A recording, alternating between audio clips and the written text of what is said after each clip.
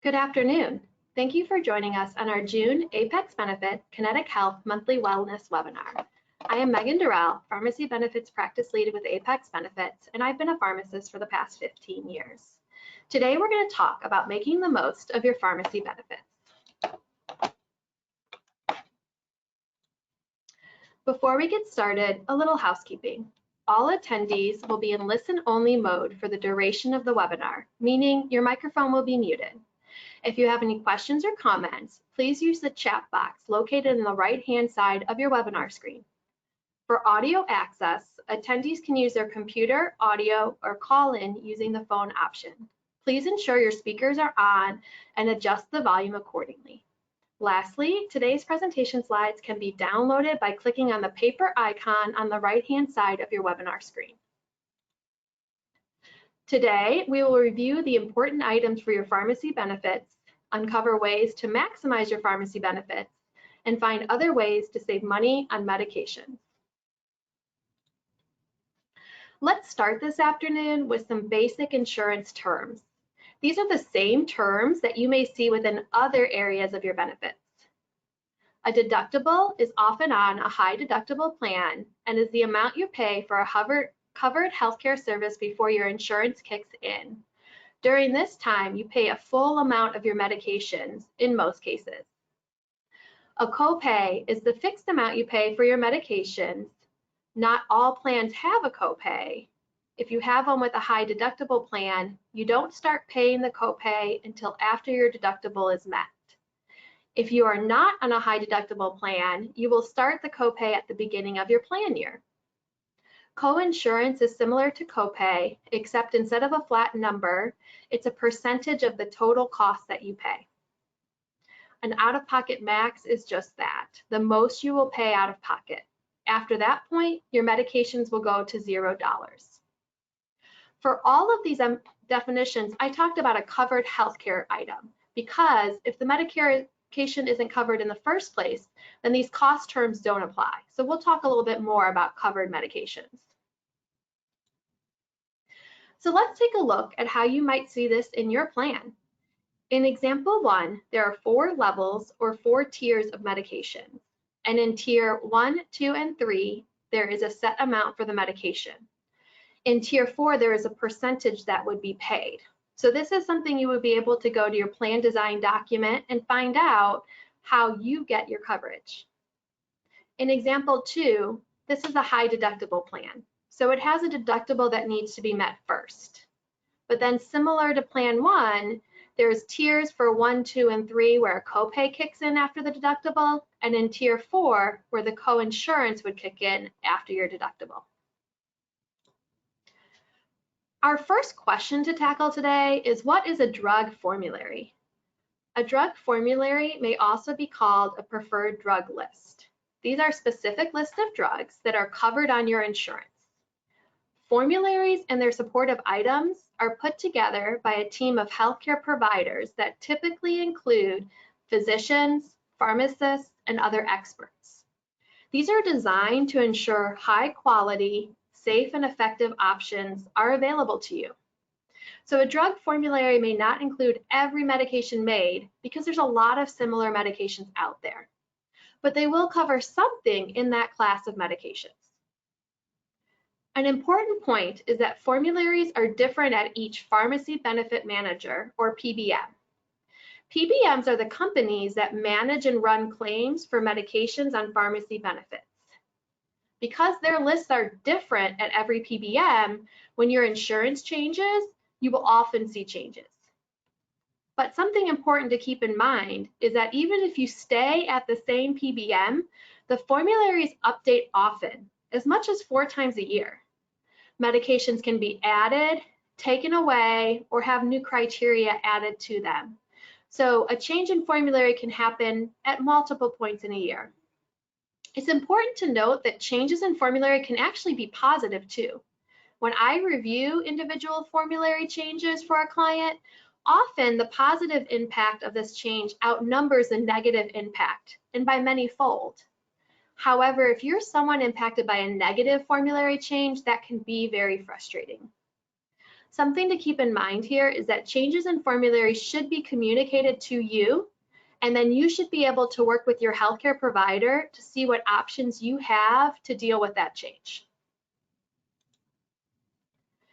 Next, what are some of the parts of that drug formulary? On a drug formulary, you'll see additional notes for other important items to keep in mind. First is a medication tier. If we go back to those examples when we were talking about definitions, this will allow you to match up your medication to the amount of copay or coinsurance you would pay. Typically, the lowest tier is generic medications. Step therapy is the use of identified first-line therapy before the approval of a more complex medication. It's used when people will respond great to a medication, but some people may need to progress further. Not all patients will need to move on to the next medication. So an example may be that a lot of people may be able to get good control over their blood sugars in type 2 diabetes with an oral medication, while others need to progress to an injectable medication. So this is kind of the behind the scenes way that that's taken care of. A quantity limit is how much can be given at one time or a max given per month.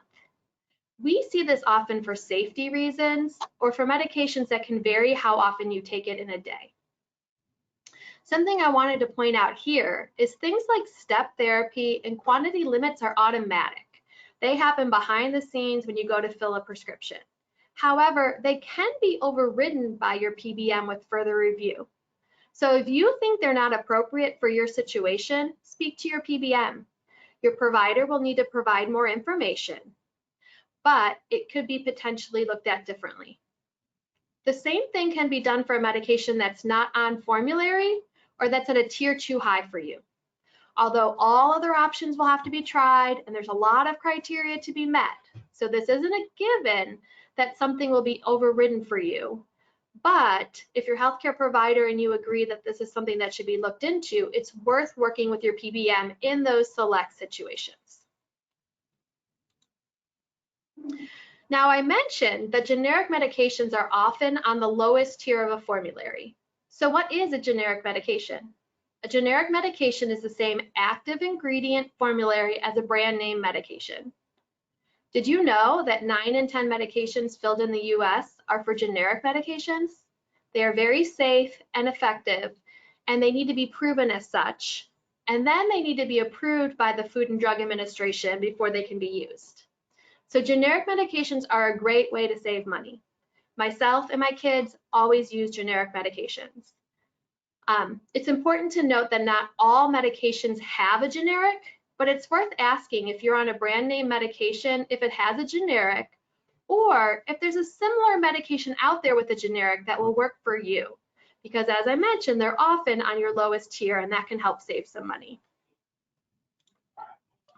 Similar to generics, we have something called biosimilar medications now, and this is new, so I want to make sure we talk about this today. They're not as well known as generics, but they are basically the same thing. Specialty biologic medications, often injectables for chronic disease states that are from an inflammatory process. They don't have generics, they have biosimilars. It's the same concept, but because how they're made, they have to have a different name. Like generics, they do not have any meaningful differences in safety or effect from the brand name medication, and they're also approved by the Food and Drug Administration. Like generics, a biosimilar may save you money over the brand name medication. You may not see a biosimilar on your lowest tier of your plan, but you can see them lower than the brand name biologic.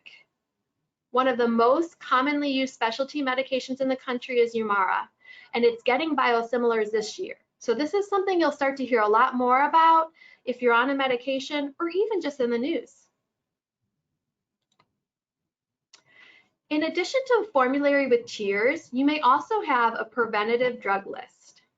Certain insurance plans and employers need to offer preventative health medications at no cost, even before the deductible is met, due to the Affordable Care Act. While this isn't always a long list, it can help you save. These medications may be flagged on your formulary, or there may be a second list that you can get access to. In addition, some insurance plans and employers may choose to offer even more medications on an expanded preventative drug list at no cost or a reduced cost to employees. These expanded lists are typically generic medications, but at times they can be for brand medications too. These expanded lists cover things like asthma or diabetes or high blood pressure. So this is something to take a look at and see if your plan offers one of these options. I get a lot of questions on my next question. So what is a prior auth and why do we need them? So a prior authorization is a process used to ensure that a medication is being used according to the evidence to make sure it's safe and effective. It's also done to make sure that a medication is used according to their approved indications. In a prior authorization, your provider needs to provide the information from your medical record that shows it's the best medication for your situation. This may include what are they using the medication for, any lab results or tests, x-rays, MRI results, and what medications have you tried before. The PBM then has clinicians, pharmacists, and sometimes depending on the situation, even doctors who review all of this information and can help decide if this is something that should be covered under your plan and if it's the best medication for you. Because this is something that I get a lot of questions on, I wanted to talk about a few examples here. My first example is the medication Botox. So we've all heard about Botox in one way or another, right? The thing is that Botox can be used very effectively for patients with migraines, but it's also used for cosmetic reasons. So the prior authorization is in place to ensure that it's being used for the covered reason of migraine and not being used to get rid of wrinkles.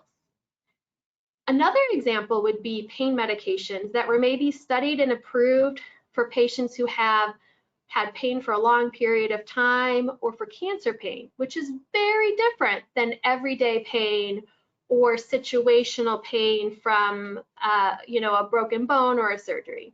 For that reason, these pain medications are very strong and have to be used carefully. So the prior authorization ensures that they don't get accidentally prescribed in someone that would get hurt by the powerful pain medications, and instead are there and available for those who really need them. So those are kind of some situations why there are prior authorizations in place. Switching gears a bit from your formulary list, something else you may see is a pharmacy network. This network is typically large and includes many options, but some additional terms to know here is a preferred pharmacy. A preferred pharmacy means that while you can fill your medication at many different pharmacies, there's a pharmacy or a chain of pharmacies that's preferred.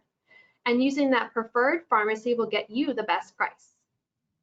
Not all plans will have a preferred pharmacy, but it's good to check in and see if you do.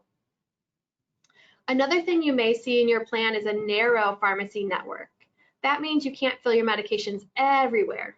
Often it means that you can fill at one large chain but not the other. So for example, maybe your insurance prefers Walgreens instead of CVS, or maybe CVS instead of Walgreens. You still will have a lot of options. You just might have one type of option that's not available to you. So it's important to know, especially when traveling or on vacation, what pharmacies you can use. Most plans do include a mail order option. It's less common to have to use a mail order pharmacy, but for some plans and some medications, specifically some specialty medications, you may have to use a mail order pharmacy. For others, it's optional. I do think that mail order pharmacies, though, can be a great option to look into if you're having trouble getting to the pharmacy while it's open, or if your local pharmacies have staffing issues or close without a lot of warnings. While staffing is getting better, at least here in Indiana, this was something very tough to navigate a year or two ago, and so I was recommending that a lot of people look into mail order pharmacy at that time. So something to consider. Now that we've talked about some of your pharmacy benefits basics, let's switch gears and talk about some ways that you can save some money. My first recommendation is to leverage your benefit design. So some questions to ask yourself and your PBM. Do you have access to preventative drug lists? If so, can you take medications that are on it? Do you save by using a 90-day supply of medications? And then outside of your pharmacy benefits, do you have access to a work clinic that has medications also included? Something to think about too, when I say ask your PBM, make sure you know how to ask your PBM. There should be a phone number on your insurance card that directs you to a customer service line within your PBM. And they can answer a lot of questions for you, not just where can I go, when are you open, what's going on here, but they can actually help direct you to some great alternatives and some great options for you if you give them a call and let them know what's going on. Option 2, my next tip is to use your drug formularies. I personally spent 10 years working side by side with doctors in family medicine and internal medicine. And something that they wish they all could do is understand your insurance coverage better. But there's not a really easy way to do this. Even if we took 10 people who had the same company name on their insurance card, it doesn't mean that all 10 have the same medications on their formulary. So when you get a new medication, check your list. Your formulary may be available on an app or on a website. So if you have a phone that you can view it on, you can do this even during your appointment with your doctor. For your new medications and your current medications, ask also, is there something you can take on a lower tier? So if you're taking a medication that's on tier 3 and you can switch to medication on tier 1, that can save you money each month, which will add up over the course of the year. This often means that there's either a generic or a biosimilar for your specific medication, or there's a similar medication that has a generic or a biosimilar on a lower tier. So again, bringing that app or website with you to your provider and asking can be very helpful. My last recommendation for maximizing your pharmacy benefit is to use your pharmacy network. Not everyone will have opportunity for savings here, but it's good for you to check it out and see if you have a preferred pharmacy network, or do you save money with mail order?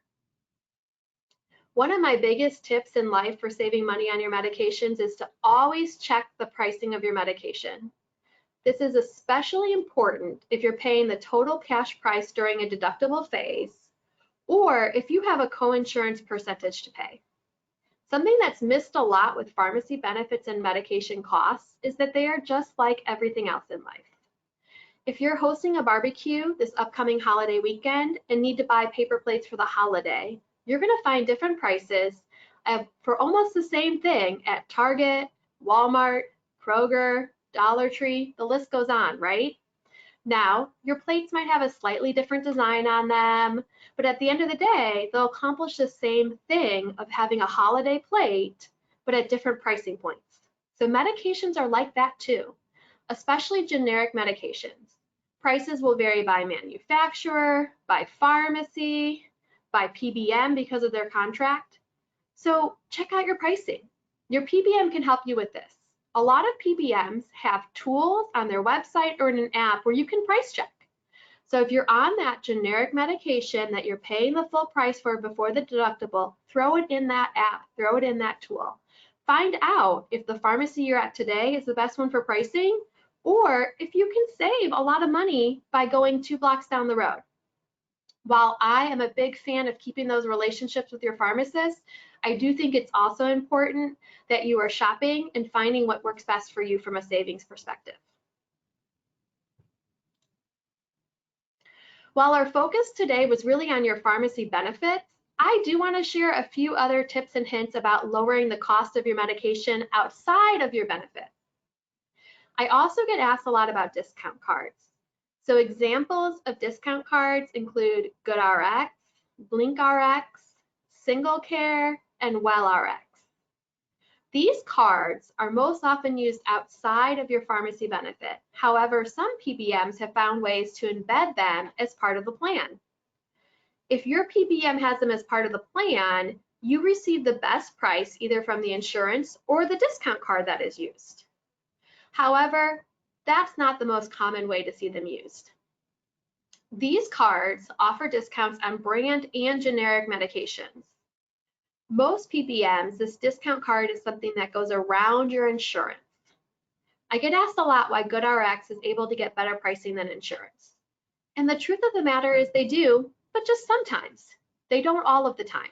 And so when you look at your benefit, you have a wide range of medications. And so you might be the unlucky one that has GoodRx that's better for your 2 medications, but your coworker is getting a lot better deal on their insurance. So that's frustrating to navigate. So one of the things you have to do is you have to do your best pricing to decide whether a discount card makes sense for you. An important point to remember is that if you use a discount card and it's outside of your pharmacy insurance, you may not get the credit towards your deductible and your out-of-pocket for the money you're spending on those medications. So you should check with your PBM to see if you can submit receipts. If you can submit receipts, you can get credit for the medication that you spent, but only if it's on your drug formulary and plan. So this isn't a workaround to get your drugs covered that aren't on your formulary. But if the medication's on your formulary and you find it at a better price and your PBM will take your receipt in, you can then get credit towards your deductible and your out-of-pocket for that spend. Now, what if you're with a PBM that doesn't allow you to submit receipts? Then you have to make that decision for yourself. Personally, my family didn't meet our deductible last year. So knock on wood, I don't think we're going to meet it this year. So if I found savings for one of my medications, I might be inclined to take it because I know our chances of reaching our deductible are small. But you'll need to weigh the pros and cons for your personal situation. One area that I don't always have good recommendations for savings, but I know is out there a lot is online pharmacies. There are a lot of things that can be found by Googling, and the promise of saving on medications is one of them. However, it's important to note that 95% of online pharmacies are practicing either illegally or below normal pharmacy standards. So using an online pharmacy can be risky. So if you are using one, make sure it's safe. Ask your local pharmacists if they think it's safe, check with your PBM, and there are a couple resources out there that can make sure you're using a safe pharmacy. Now, there is an online pharmacy that's getting a lot of press right now, and that's Mark Cuban Cost Plus Pharmacy. This is one that is safe. So if that's one you wanted to explore, go for it. But it's a great example of doing your homework and shopping around. While savings with some medications are great, with others, they may not be. So you need to weigh what's best for you. Compare the prices at Mark Cuban Cost Plus to what you're getting under your insurance and towards your local pharmacies too, using that tool that your PBM probably has for you to price check. With online pharmacies in general, make sure you're looking for additional fees, hidden or not. There can be fees for processing, dispensing, and shipping. All of these fees make sense and they should be charging them. But it's important when you're comparing the price of the medication that you're looking at apples to apples. So what's the price at your local pharmacy compared to the Mark Cuban Cost Plus Pharmacy with the fees added in, and then see which one has savings for you. It's important when you are shopping around for medications that you do not try to get them from out of the country on your own. That's something I never recommend. There's a lot of risks and you never know what you're getting. So do not select to get your medications shipped from you out of the country on your own. Now, some PBMs have programs and there are third-party companies that some employers are able to offer people. That's a different situation. But if you're able to just Google it and find it, I do not recommend that. One of the last tips I'll share with you today is to speak up. If you're having trouble with the cost of your medications, your providers, those in your office, and your pharmacists may have ways to save. I cannot tell you how many times people kept it to themselves that their medications cost too much, when as soon as they let me know, I was able to help them. So don't forget to speak up. Sometimes you might be able to get rid of a medication you no longer need, or combine medications, or saving opportunities through different programs, coupons, other helpful items. As I mentioned earlier, your doctor doesn't know what's on your formulary. So if you speak up and say, hey, this is costing me a couple $100 a month too much, they may have a plan B in their back pocket that works great for you. They just didn't offer it because they thought plan A worked for you. So speak up. Lastly, my biggest advice is we all need to treat our pharmacy benefits like we would our next vacation, our home project, or our big purchase. We need to spend some time learning our benefits and shopping around. We need to find the best price at the best pharmacy using all of our tools for our situation.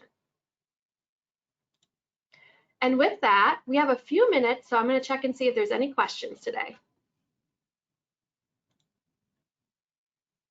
If you have any questions, feel free to include them in the chat box on the right.